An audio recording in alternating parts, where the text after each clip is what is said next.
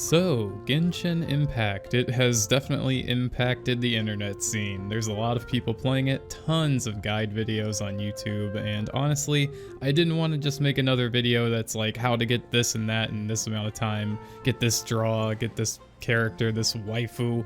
I just wanted to make a video basically just gushing about the game and telling you guys why I love it so much and why you should give it a chance. So consider this my first impressions video on Genshin Impact. So the first thing that I want to point out about Genshin is that it has a great presentation all around. From the visuals to subtle sound cues, this game has it all. The music is also very incredible for a free-to-play title, with very relaxing pieces of music playing at perfect times while you're exploring the land. Speaking of the land, it is really vast. And I have to say, speaking of the presentation, the first thing I did when I played this game was straight up just sit back and look at things, looking at the grass, the wind going through it. All the detail that they put into Genshin is kind of incredible for a free-to-play title, and I understand they're going to make buku dollars off of this being a free-to-play with the gacha system and everything, but as it stands, this game really is a testament to good art direction. And yes, I do hear a lot of people saying, hey, this thing is a lot like Breath of the Wild, but I want to say that this game definitely does come into its own and brings its own flavor to things. It almost reminds me more of a Tales of game in its visuals than Breath of the Wild. I think it's just the exploration that makes people have that first impression. But when you're not exploring, you're fighting, and the fighting is really fun. The combat's very easy to pick up and play while having a learning curve and deeper systems at play. This elemental combo system has different, styles and different ranges of attack and all sorts of things that are popping off. Let's get into that a little bit. So essentially, the first character you start with, your main character, has like wind powers. And then you find out later, once you get your fire character, Amber, that you can combine like the fire and the wind together. If you do your tornado attack and you do a fire attack with Amber, suddenly you have flaming tornadoes hitting your enemies. Pretty much the whole game is centered around combining different elements together to put together really big attacks and combos.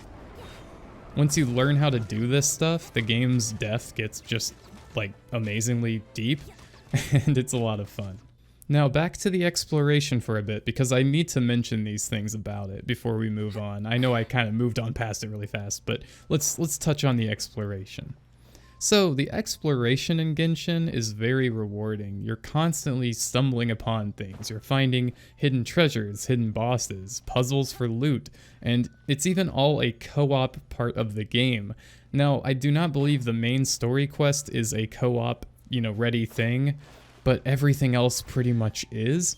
And being able to explore the vast continent with your friend and just stumble upon lots of cool loot and things to discover, it's a lot of fun.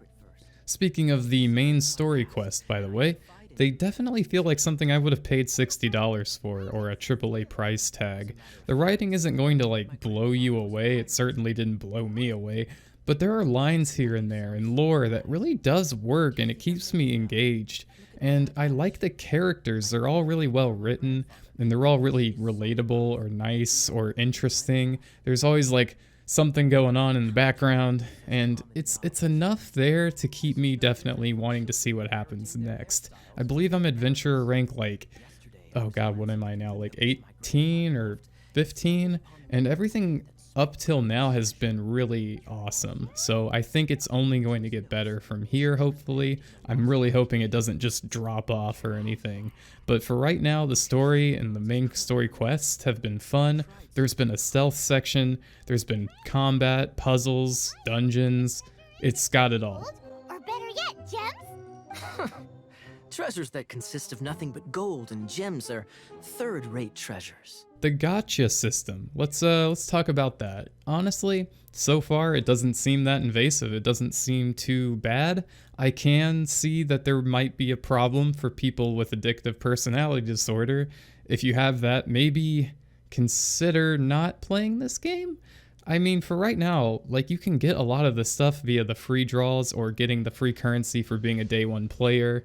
If you get in now, you can get free characters for getting up to adventure rank 20 and doing some other various tasks. So as it stands at the moment, it's very fine, it's good. but who's to say that's going to last forever? And it probably won't if this game is expecting to make back its money. And, you know, I love that it's free to play, and I love that you can play it on anything, but I just get worried about these systems. There's a lot of YouTubers and channels that play these kind of games and totally wail out and buy all the nice stuff. My advice is go watch those guys, see what they're doing, see what they're buying, see if it's really worth it or if it's just something that's cool to have. Honestly, with the base characters in this game and what I've obtained from just playing for free and not spending a single cent, I have tons of fun with my characters I've got. There's a lot of upgrading that can be done to them, so honestly, you've got like possibly hundreds of hours of content without even paying a single cent. And I know people say that about a lot of free-to-play games, but I really mean it for this one. I've been having a blast, haven't gotten out the wallet at all. So, it is a live service-y gacha game, so what do we get for that? Well, there is a lot of new content expected to come into the future, with more characters, more regions to explore, and more storyline. Even if we only got the content that is currently in the game right now, believe me, it is well worth it and you'll be able to spend tons of time exploring this world for free. But man, it's going to be so much better and so much bigger in the future, and I want to get everybody on board with this game now so we can all see it grow together. And before I leave you with my final impression, just want to say this is, like I said, cross-play between mobile and PC, so how does it play? Well, on the PC, I'd say the graphical options are fine. You can't play above 60 FPS at the moment. Maybe the next update will fix this, but for right now, it's stuck at 60. The options themselves will also apparently be getting an Ultra option in the future. I don't know if this is just a rumor, but that's what I've heard. The options themselves, though, everything looks great. I mean, you can bump things up and down a little bit, especially with like resolution, but I mean, that's in like every PC game.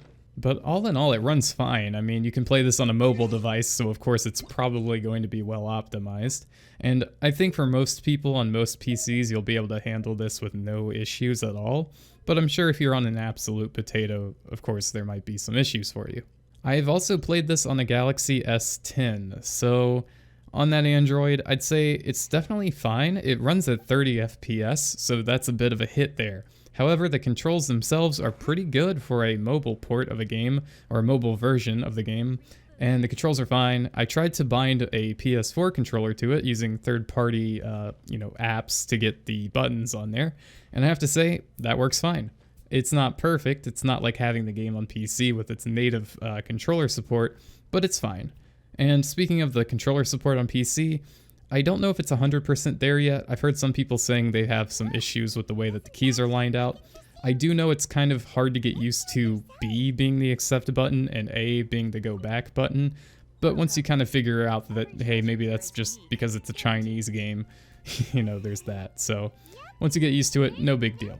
So those have been some of the amazing things I liked about it, as well as some of the things I wasn't so big on, but hopefully they'll be fixed in the future. My final impression or verdict on Genshin Impact for now is give it a shot. Grab it, get it on everything, get it on your PC, get it on your phone. It's one of the best mobile games I've ever played in my life. It's one of the best PC games I've played this year. It's got my friends talking and everybody's really into it. So give it a shot, tell your friends about it, and hopefully you like it. And if you liked this video, please feel free to leave it a like. I would really appreciate that. As well as feel free to subscribe. I know a lot of people who watch my videos who haven't subscribed, and I've also had a lot of people go, hey, you're that one guy who used to make Killing Floor videos, and I'm like, haha, yeah, that is me, haha, you should watch my new stuff, haha.